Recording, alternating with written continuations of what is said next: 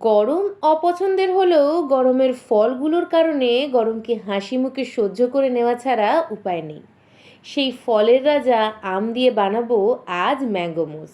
আমি এই ম্যাঙ্গো মুসটা বানাতে হিমসাগর আমের ইউজ করেছি। একদম হেলদি পদ্ধতিই কিন্তু বানাবো এই ম্যাঙ্গো মুসটা। ম্যাঙ্গো মুসের 3টে লেয়ার থাকবে, আর প্রত্যেকটা লেয়ারেরই মেন উপকরণ থাকবে ছানা।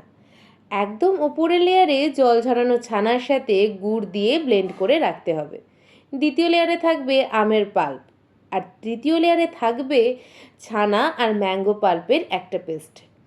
একদম নিচের লেয়ারে ছানা আর ম্যাঙ্গো পাল্পের মিশ্রণ দিয়ে সেট হতে দিতে হবে মিনিমাম 30 মিনিট। দ্বিতীয় লেয়ারও তাই, সেট হতে দিতে হবে মিনিমাম 30 মিনিট।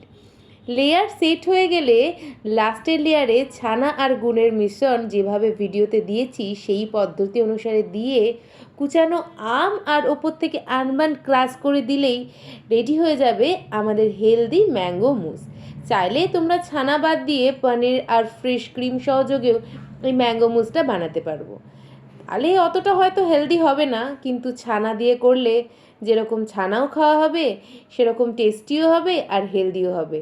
আর বাইরে থেকে কোনো সুগার আমি এর মধ্যে অ্যাড করিনি। মিষ্টত্ব বলতে এখানে আমের মিষ্টত্ব আছে আর আছে গুড়ের মিষ্টত্ব। ম্যাঙ্গো সিজন চলে যাওয়ার আগে তোমরা কিন্তু অবশ্যই একবার হলেও ট্রাই করো এই হেলদি ম্যাঙ্গো মুসটা। তবে আমার মনে হয় ল্যাংড়ার থেকে হিমসাগর বা আলফানসো আম দিয়েই এই ম্যাঙ্গো মুস বেশি টেস্ট হবে। তো রেসিপিটা কিন্তু অবশ্যই বাড়িতে ট্রাই করো, আর রেসিপিটা কেমন লাগলো সেটা কিন্তু অবশ্যই জানিও। আর এই গরমে একবার হলেও বাড়িতে বানিয়ে নিও এই ম্যাঙ্গো মুস। টাটা, সবাই সুস্থ থেকো আর ভালো থেকো, আর পুরো ভিডিওটা এনজয় করো।